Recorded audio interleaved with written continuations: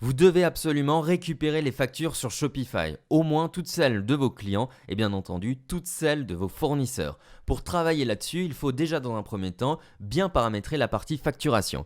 Donc ici, configurez vos modes de paiement, PayPal, carte de crédit, etc. Mais ne pas oublier de rentrer votre numéro de TVA ici. Ensuite, une fois que vous avez bien paramétré cette partie-là, vous devez travailler sur la partie profil ici, mettre le bon nom de la boutique, le nom légal de votre entreprise, numéro de téléphone, etc. Et ajouter ici, si vous voulez, le numéro de siret ou de sirène pour que ça apparaisse généralement sur vos factures. Qu'est-ce qui va se passer ensuite? Quand vous allez avoir des clients qui vont arriver ici, et avoir des commandes, vous allez avoir du coup une preuve de paiement. Il va falloir du coup pouvoir générer des factures. Pour générer des factures, vous pouvez aller dans la partie application, visiter l'App Store de Shopify. Vous arrivez ensuite sur cette partie-là, je n'ai pas cherché Invoice, c'est justement pour vous montrer cette application qui est gratuite, Avada PDF Invoice.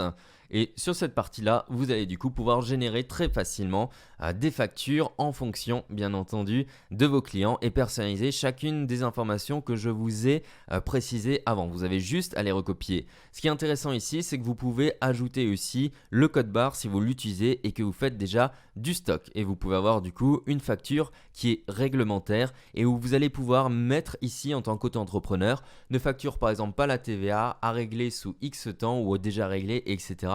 Même établir si vous voulez vos devis. Si vous voulez d'autres applications qui fonctionnent bien, vous avez Order Printer qui est ici et qui vous permet du coup de travailler sur le même sujet, mais vous voyez c'est un tout petit peu moins sexy. Et si vous voulez quelque chose de plus avancé, je vous invite à chercher Invoice. Il faut bien prendre en compte qu'à chaque fois, Shopify fonctionne avec des applications qui sont réalisées majoritairement par des tiers. Donc on retrouve cette partie-là. Moi je vous encourage vraiment celle-ci dans un premier temps, mais vous pouvez avoir d'autres choses qui sont plus avancées, comme celle-ci avec des choses qui sont générées automatiquement. Donc dans un premier temps, commencez avec celle-ci. Et sinon, si vous voulez vraiment aller plus loin, avoir quelque chose de carré, etc., et même du côté fournisseur, utilisez cette partie-là.